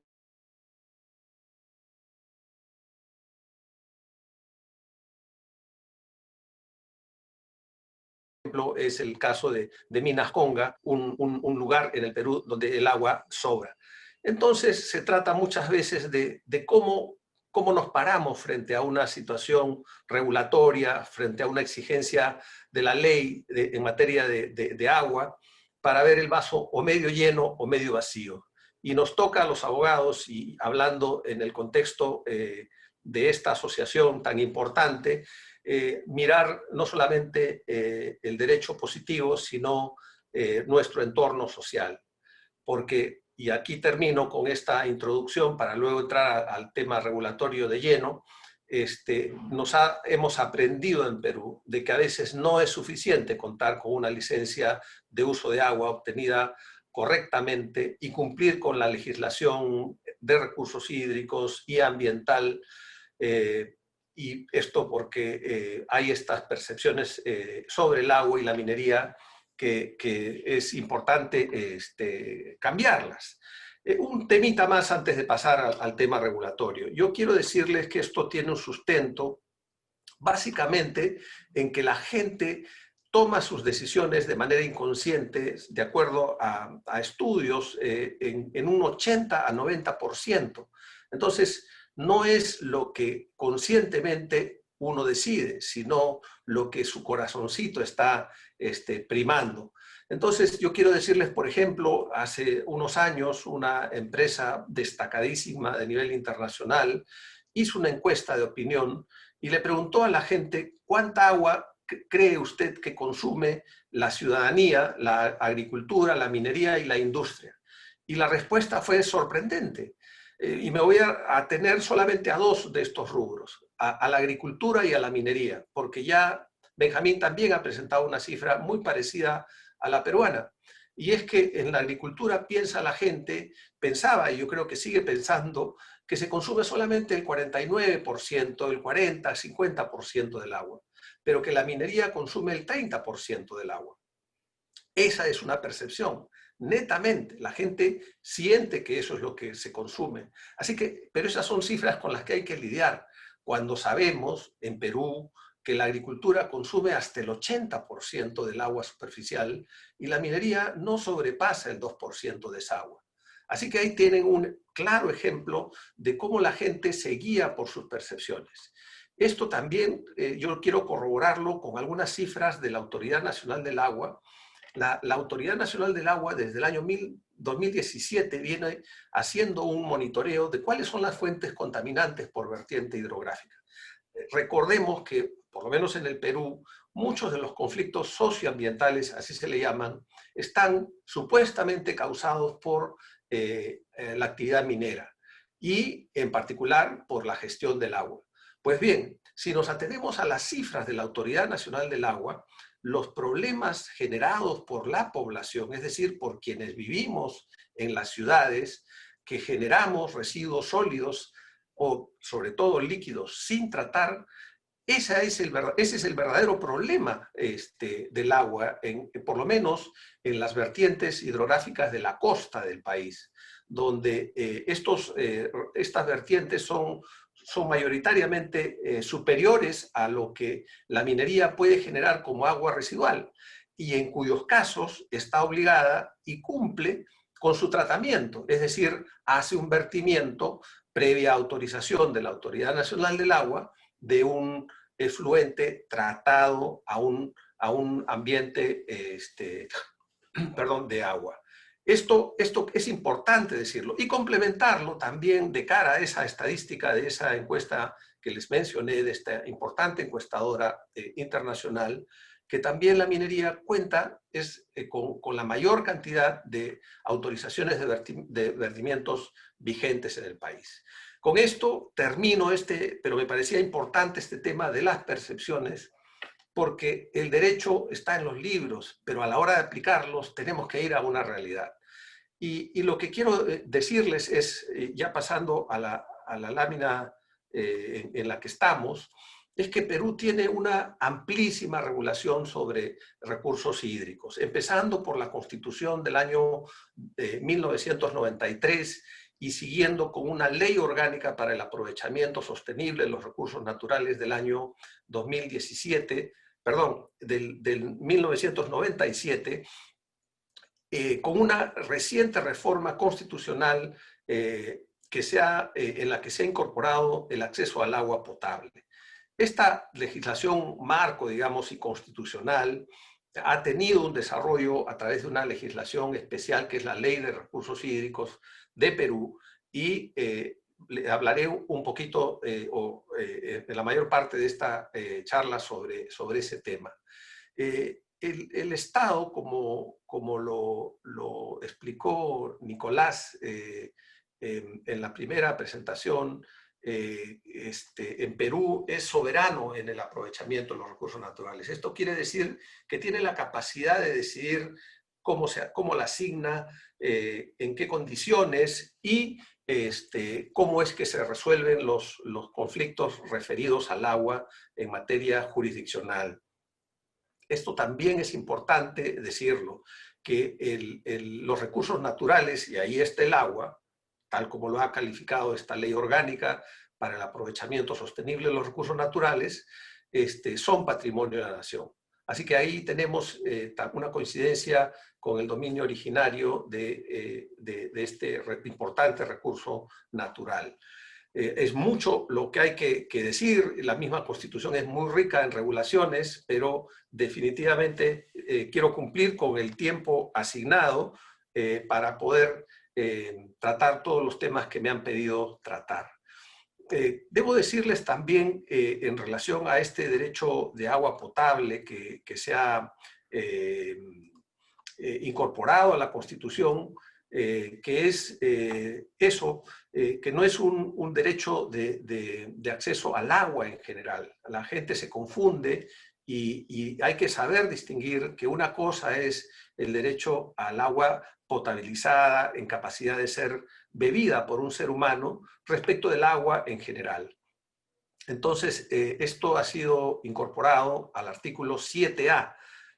Lo paradójico o lo errado es que el artículo que nos habla del agua como patrimonio de la nación y que el Estado es soberano en su aprovechamiento está en el artículo 66. Esto entonces llama la atención que esta reforma se haya dado en este artículo, esta incorporación en este artículo de la Constitución peruana. La norma interesante dice que el Estado reconoce el derecho de toda persona a acceder de forma progresiva y universal al agua potable. Garantiza este derecho priorizando el consumo humano sobre otros usos. Hay que decir también que la Ley de Recursos Hídricos, la legislación especial del agua, sí reconoce un derecho fundamental de acceso al agua en general. Así que ahí tenemos un tema que creo yo que se debe resolver regulatoriamente en el país. Hay que decir igualmente que la Ley de Recursos Hídricos es una ley que tiene su nacimiento en el año 2009, pero en el 2008 se crea previamente la Autoridad Nacional del Agua. La Ley de Recursos Hídricos tomó 10 años su elaboración en el país y fuimos parte de las comisiones que redactaron desde el Ejecutivo inicialmente y luego en una subcomisión del Congreso con una participación bastante amplia en este esfuerzo legislativo. No es una ley perfecta, es una ley que alcanzó, yo diría, un nivel de consenso en un 20% hasta 30%. El resto fue hecho manu militari, como se dice, desde el Congreso. Paradójicamente, el Congreso no aceptó discutir todos los temas por esta comisión y salió la ley que salió. Entonces, debo decirles que la ley orgánica para el aprovechamiento de los recursos naturales establece que mediante las modalidades que se fijen en las leyes especiales para cada recurso natural, se deben de fijar las condiciones, los términos, los criterios, los plazos para otorgar, incluyendo una retribución económica al Estado. Y con esto se está refiriendo al pago único que se debe hacer en el caso de Perú por el uso del agua. Solamente se puede otorgar, y ya estoy vinculando ya esta nota con la Ley de Recursos Hídricos y su reglamento, solo se pueden otorgar derechos de uso. No hay propiedad privada sobre el agua, establece nuestra Ley de Recursos Hídricos. Los derechos de uso que se otorgan en Perú son básicamente tres, los más importantes, siendo la licencia de uso la relevante, porque es una licencia, es un derecho, es un título habilitante que se otorga a tiempo indeterminado. Y que este derecho y todos los derechos de uso se otorgan, se modifican o se extinguen solamente con intervención de la Autoridad Nacional del Agua, la ANA, como se le conoce en el país. Fue importante contar esta experiencia que en la Ley General de Aguas del año 1969, que fue el antecedente que fue derogado con esta Ley de Recursos Hídricos, se establecía que la licencia de uso, como hoy día también se le conoce, y se sigue llamando así, era a tiempo indefinido. hubo un esfuerzo, esta anécdota histórica creo que es importante para tener en cuenta, porque sé que en Chile se ha estado buscando, y en otros países, fijar plazos fijos para el otorgamiento de derechos de uso de agua. Y en Perú ese intento por fijar plazos fijos fue superado vía consenso, fue una decisión muy laboriosa, donde se convenció a la mayoría con el criterio de que el derecho de uso de agua contenido en una licencia duraría o dura lo que dure la actividad principal.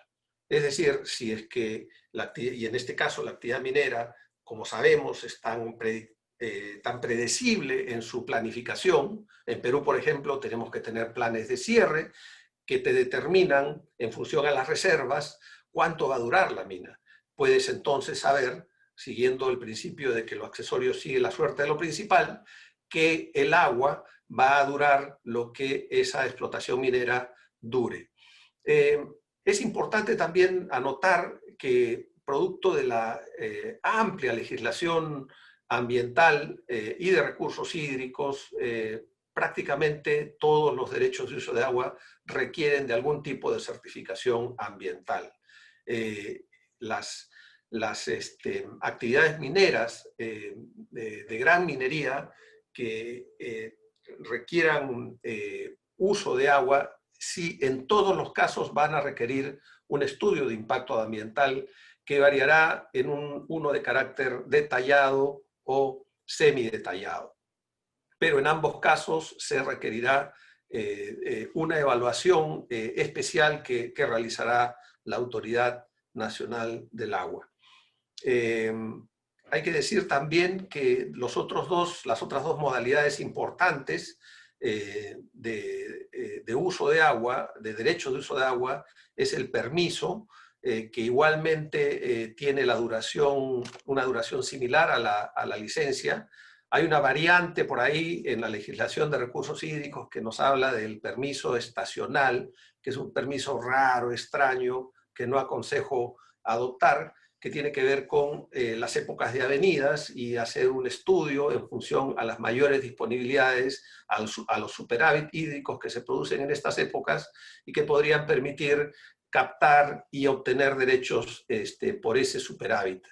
Y el otro derecho importante, muy importante para las fases de exploración minera, son las autorizaciones de uso de agua. Estos sí tienen un plazo definido de 2 años prorrogables, que está en directa relación con los estudios para determinar el valor minero metalúrgico de un yacimiento. Y por supuesto también es aprovechable, conforme establece la regulación de recursos hídricos, para realizar construcciones. Entonces el agua es un insumo para todas las actividades edificatorias que permitan la consolidación de las instalaciones necesarias previas a la etapa de explotación minera. Hay que decir también que nuestros derechos de uso de agua están sujetos a causales de extinción. Algunas son de revocación y otras son de caducidad. No voy a entrar a detalles porque justamente por el tiempo. Existe una figura que propusimos y que se reconoció, que ya venía de la Ley General de Aguas como reserva de agua, y ahora existe como una reserva de recursos hídricos, que es un mecanismo que no otorga derechos de uso, pero que permite hacer un apartamiento de derechos, permite generar un derecho expectaticio de agua cuando se está desarrollando, estudiando un proyecto minero o otro de carácter privado. Antes las reservas de agua eran solamente para proyectos públicos. Hay que decir que con la Ley de Recursos Hídricos ese enfoque cambió y hoy en día es extensible al sector privado todos los beneficios que antes estaban reservados para el sector público. Hay que también mencionar que el uso minero no es prioritario. De hecho, hay un orden de preferencia a la hora de asignar el recurso por parte de la autoridad, que pone en una sexta ubicación al uso minero o minero metalúrgico, siendo el primer lugar, el uso con fines poblacionales, consumo humano. Sin embargo, hay un principio importantísimo que usamos mucho cuando se producen cuestionamientos a los derechos de uso de agua, a las licencias con las que cuentan las empresas. Hay muchas veces, y de mi experiencia, comunicacionalmente, en los medios de prensa, se critica cómo las empresas mineras pueden tener derechos de por vida, ese es el término que más o menos se usa, a tiempo indefinido, cuando eso es lo que dice la ley, y no esta ley de recursos hídricos del año 2009, sino viene desde el año 69. Acordémonos que esa ley general de aguas es una ley que nace con un gobierno militar, que impuso un régimen socialista, que permitió una reforma agraria que fracasó. Entonces, esta ley general de aguas nació como un sistema de apoyo a esta reforma agraria. Lo cierto del caso es que la respuesta a estas acusaciones sin fundamento de que por qué los derechos son a tiempo indefinido está en la ley, son indefinidos porque así es para todos, no solamente para el sector minero, y hay un principio de seguridad jurídica que respalda este derecho que ya por el tiempo no podré entrar a tratar.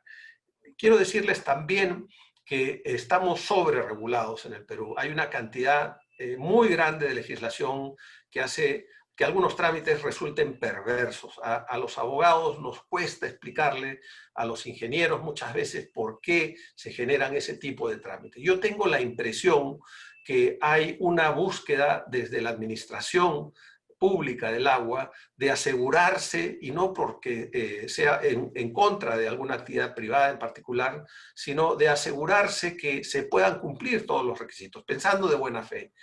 Pero esto impide muchas veces que se puedan tener procedimientos y proyectos terminados dentro de los plazos. Pero hay que decir también que han habido muchos intentos de simplificación administrativa, y de hecho tenemos una ley de procedimiento administrativo general muy moderna que ha impregnado los procedimientos del agua, pero no suficientes para cambiarlos. La siguiente, por favor. Discúlpame la interrupción, Guido. Te queda un ratito más, un par de minutos para ir cerrando, si puede ser. Perfecto. Termino ya. Básicamente, gracias, Diego, con el tema ambiental o de protección del agua, y también con el tema económico. Hay que pagar por el uso del agua. La tasa minera es la tasa más alta que se paga en el Perú entre todos los usuarios del agua. Está por usar el agua en el orden del 0.080 centavos de dólares por metro cúbico, y hay un criterio de disponibilidad. Se paga más cuando la disponibilidad es más baja y se paga menos cuando es más alta. Por ejemplo, en el Perú, en el sur, los costos del agua son mayores que en el norte, donde llueve más, hay más disponibilidad alta. Y por supuesto también para las autorizaciones de vertimiento, que son las modalidades para realizar la descarga de aguas residuales tratadas, también se paga una cantidad que ustedes están viendo en la lámina. Para terminar, quiero decirles que hay todavía un sesgo de uso agrario y no agrario en muchos órganos y en muchas asignaciones de títulos habilitantes en nuestra regulación. Tenemos un Tribunal Nacional de Resolución de Controversias Hídricas, que es la última instancia administrativa en materia de recursos hídricos. Sus instancias inferiores son las autoridades administrativas del agua, que son las que normalmente otorgan las licencias de agua, los derechos más importantes, como he mencionado, y las autoridades locales del agua, que muchas veces tienen un rol instructor en los procedimientos administrativos. Hay 14 ALAS, como les llamamos, o autoridades administrativas del agua, y 71 autoridades locales del agua, que antes eran los administradores técnicos de los distritos de riego. En esa gestión integrada de los recursos hídricos que busca la Ley de Recursos Hídricos, se han creado 12 consejos de recursos hídricos de cuenca hidrográfica. Su principal rol es opinante en algunos procedimientos de otorgamiento de derechos, y tienen esta potencial intervención en esta gestión integrada de los recursos hídricos.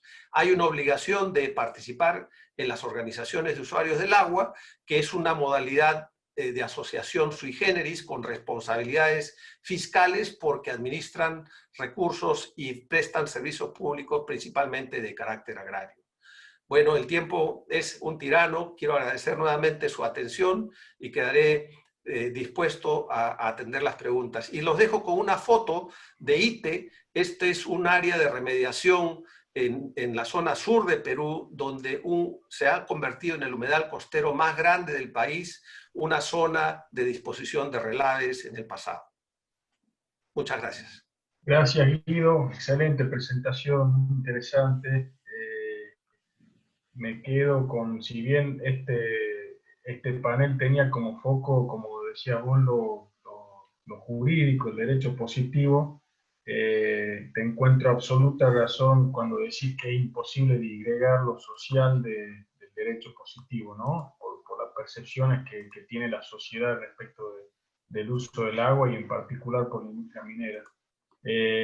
Me gustó también aprender, entender que hay un tipo de permiso en el Perú que es por uso indefinido y por toda la duración de la actividad minera, de la faena, del emprendimiento. Creo que le da mucha previsibilidad eso a la cuestión, eso es también interesante. Y después muchas similitudes con el régimen argentino, el pago de canon por el uso del agua, etcétera, temas de dominio originario. Así que bueno, muy interesante, Guido, te agradecemos mucho y ahora entramos a la etapa de preguntas. La primera pregunta, y hay mucho interés por el tema, porque hay varias preguntas y las voy a tratar de condensar en una sola pregunta, es para Benjamín. La gente está pidiendo si podés profundizar un poco en el tema del uso de agua del mar para la minería. Puntualmente hay una pregunta de en qué régimen está regulada el agua obtenida a partir de la desalinización de agua de mar, en qué régimen queda regulado y para la minería sobre todo. Y otra pregunta, cómo va a incidir la reforma constitucional en esto de la posibilidad de que la minería use agua de mar. No sé, Benjamín, si querés dar un poco de luz al respecto. Sí, perfecto. Muchas gracias a la pregunta de Jorge y de Fedito, ¿no? A ver, como primer concepto, el agua de mar en Chile es un bien nacional de uso público y por lo tanto, por supuesto que cualquier persona puede ir a las playas de nuestra extensa geografía para bañarse y hacer uso de esa agua. Ahora, si yo quiero hacer uso de las aguas de mar para un proceso industrial, necesariamente debo de contar con una concesión marítima. Esa concesión marítima va a tener dos finalidades. Por un lado, me va a permitir instalar obras en este bien nacional de uso público, va a ser, por ejemplo, en la playa, en el lecho de mar, etc. Y por supuesto voy a poder extraer esas aguas. Ahora, hay un área gris, que es que el reglamento, la ley y el reglamento de concesiones marítimas no establecen expresamente o explícitamente que la concesión otorga el dominio sobre las aguas tratadas dentro del proceso de desalinización, ¿ya? Pero la verdad es que a nivel de industria no hay duda de aquello. Eso como un primer concepto. Segundo concepto, existen algunos proyectos de ley que apuntan a obligar a determinados proyectos mineros a usar única y exclusivamente agua de mar. Personalmente creo que eso puede tener una buena intención, pero no es del todo correcto, porque tal como comenta aquí José Vera, yo creo que es muy importante hacer la distinción entre grandes mineras, Antofagasta Minerals, Glencore, Lumina Cooper, y etcétera, en contraposición con proyectos que son medianos y pequeños proyectos mineros. porque la capacidad que tienen es infinita en comparación al resto, y por lo tanto no es correcto meter a todos los proyectos mineros en el mismo saco. Y por último, de respecto del agua de mar, que un poco la pregunta que estaba haciendo Fedito, en la Constitución, la verdad es que yo no he escuchado alguna voz tendiente a meterla dentro de la Constitución, o sea, incorporarla a esta nueva Constitución, pero probablemente se va a buscar algo de eficiencia hídrica. Me imagino que algo de eso deberá estar. No sé si eso Clarísimo. responde a las preguntas. Sí, clarísimo. Gracias, Benjamín. Podríamos quedarnos mucho más tiempo, pero bueno, estamos ya haciendo abuso del tiempo. Hay más preguntas. Quiero aprovechar que están aquí los expositores y seguir abusando del tiempo de los oyentes. Una pregunta para Nicolás, que es una pregunta que, dado el lugar de origen y de residencia de Nicolás, creo que él nos puede dar una perspectiva muy acertada. La pregunta es si usted cree que la ley 7722 de Mendoza fue bien modificada por la 9209 allá por diciembre del año pasado, o desde lo estrictamente jurídico, más allá de lo que pasó socialmente, desde lo estrictamente jurídico podría haberse hecho algo mejor. Esa es la pregunta, Nicolás. Bien. A ver, está claro que todo puede mejorarse. La verdad que en lo que podría haberse mejorado esa ley y es concretamente en avanzar sobre una cuestión, el artículo 1 de esa ley, de la ley que modificó la 7722, habla sobre la necesidad de coordinar la política minera y las cuestiones relacionadas con la protección del recurso hídrico y el ambiente en la actividad minera, coordinarla con una ley que es la 8051, que es el ordenamiento territorial de la provincia de Mendoza. En ese orden de ideas, en un momento me tocó ir a la legislatura como miembro informante o consultor en una comisión cuando estaba en etapa de elaboración esta ley, y lo que dijimos en su momento fue que perfectamente esa ley podía incluir qué zonas de la provincia de Mendoza eran susceptibles, ¿no es cierto?, de realizar una actividad minera en donde no competían sensiblemente con otras actividades que a lo mejor era el modelo productivo del lugar.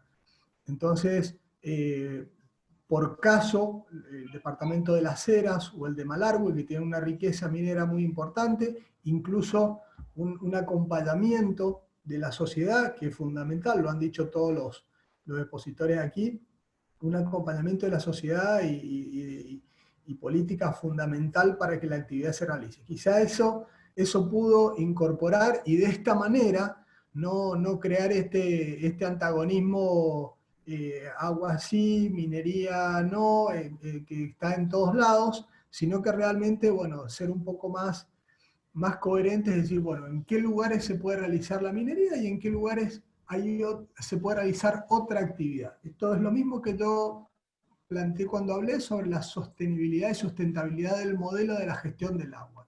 Hoy la Argentina pierde más agua con la exportación de granos, la exportación de granos, la exportación de carnes, de algunos productos, pierde más agua, hay una exportación de agua virtual mucho más grande de la que podría haber, ¿no es cierto?, por la actividad minera. Hoy la Argentina, hay estudios serios sobre los volúmenes de agua que Argentina exporta, a Arabia Saudí, a Emiratos Árabes o a un montón de países mediante la exportación de granos, de carne, de alfalfa, y que es exportación de agua virtual, y que bueno, nadie, por ejemplo, en estas discusiones que hubieron aquí, al menos nadie pudo explicar seriamente ni hacer entender, ¿no es cierto?, de que realmente la Argentina y ciertas zonas donde también hay actividad minera pierde mucha más agua, porque la pierde definitivamente, no es una cuestión que la usa y la recicla.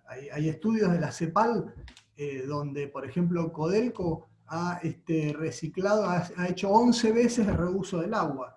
Entonces, realmente esa es la discusión seria en esto. En el caso específico de esta ley, la pregunta, sí, se pudo modificar realmente diciendo concretamente, bueno, estas son las zonas donde hay minería, porque aparte hay una licencia social que así lo permite, y evitarse los conflictos que ya sabemos que hubieron con posterioridad. Perfecto, Nicolás, muy claro, muy claro. O sea, de alguna manera zonificar o buscar empezar a hacer minería donde pueda hacerse, donde hay aptitud para hacerlo, y no en toda la provincia. Perfecto, clarísimo. Y bueno, la última pregunta, que me gustaría traspolar esta pregunta hacia el Perú, de José Vera, que pregunta cómo es la gestión de agua en la minería más chica, la minería chica y artesanal. Aprovecho también para agregar a esa pregunta la informal, cómo se trata el agua, cómo se la protege en ese sentido. Guido, no sé si podés ayudarnos con esa pregunta. Con mucho gusto, gracias, Diego. Bueno, el Perú tiene, como he dicho, unas exigencias ambientales muy altas. La legislación, empezando, es de cumplir con estándares que tienen que ver con los límites máximos permisibles para los efluentes y unos estándares de calidad ambiental para los cuerpos receptores. Eso es aplicable para todos, sin distinción de si eres grande, eres chico. Es una ley que lo que busca es cumplir con el mandato constitucional de cuidado a los recursos naturales y a la protección ambiental. Sin embargo, lamentablemente en el país tenemos en la práctica una distinción en un menor seguimiento de estas actividades, porque la minería mediana o pequeña está a cargo de los gobiernos regionales o las municipalidades. El nivel entonces de seguimiento y de fiscalización, yo diría que es muy bajo para estas actividades mineras, en detrimento del cuidado ambiental. La legislación está allí, son distintas autoridades las que tienen que cumplir con vigilar que se respeten estos estándares, pero en la práctica no las hacen. Hablando de la minería informal, me da vergüenza hablar de la minería ilegal, y lo voy a decir con una calificación. Para mí la minería ilegal es una minería criminal, y creo que todos van a entenderlo muy bien como abogados que son. Las violaciones a las normas legales es poco comparado con el daño ambiental que se produce, sobre todo en ambientes de la selva, en toda la vertiente amazónica. Acordémonos que Perú tiene solamente el 2% de su agua disponible viniendo de los Andes hacia el Pacífico. Menos del 1 o el 1% en la cuenca del Titicaca, y el 90 y pico % de agua yendo de los Andes hacia el Atlántico, y ahí tenemos al Amazonas. Es en esas zonas donde lamentablemente la minería criminal tiene su mayor ejercicio. Hay esfuerzos que se están haciendo desde el gobierno nacional porque los locales no están haciendo nada. Esto es muy lamentable en mi país, y espero que se pueda conseguir revertir, ¿no? No sé si he respondido de esa manera. Gracias, Guido, clarísimo también, una problemática que esperemos lo puedan solucionar. Bueno, me toca cerrar brevemente. Creo que se cubrió el objetivo. El foco era estudiar el régimen jurídico enfocado en el uso y aprovechamiento por un lado, y por otro lado la protección ambiental. Bueno, todas las ponencias de los tres expositores fueron un excelente aporte para todos nosotros, para tener un entendimiento lo que sucede en cada país al respecto. En el caso de Chile, me olvidé de decirlo, pero me sorprendió, bueno, me gustó aprender de esta posibilidad que tiene el adjudicatario, el concesionario, a partir de que la autoridad otorga el dominio, de enajenar, cosas que, digamos, eso no sé si va a cambiar con la Constitución o con la reforma del Código, pero es novedoso escuchar eso. Y bueno, todas las ponencias, muy buena información. La verdad que un lujo el panel. Sandra, te cedo la palabra para cerrar. Aprovecho para decir que en Argentina hoy es el Día del Trabajador Minero, así que saludos para todos los trabajadores Un mineros que saludo, así es. hacen posible que todo avance. Y muchas gracias a todos los panelistas, gracias por el aporte, por su generosidad, y les cedo la palabra a Sandra. Bueno, gracias Diego. Finalmente, para cerrar este panel de tanto interés para todos, hacerle entrega virtualmente a nuestros expositores de una placa que desde la comisión directiva les vamos a hacer llegar por correo oportunamente, así que tengamos paciencia.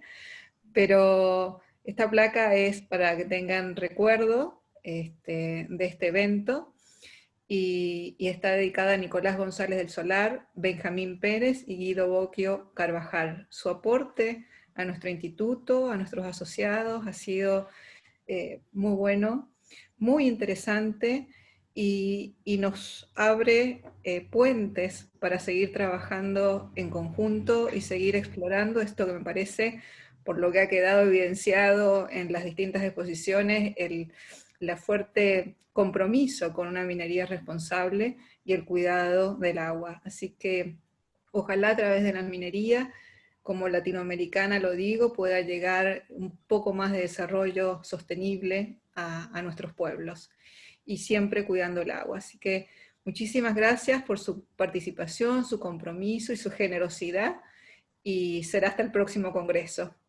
si así Dios lo quiere. Muy amable. Muchas gracias. Gracias. Un abrazo fuerte. Abrazo para todos. Muchas gracias, un gusto, muchas gracias a todos. Gracias.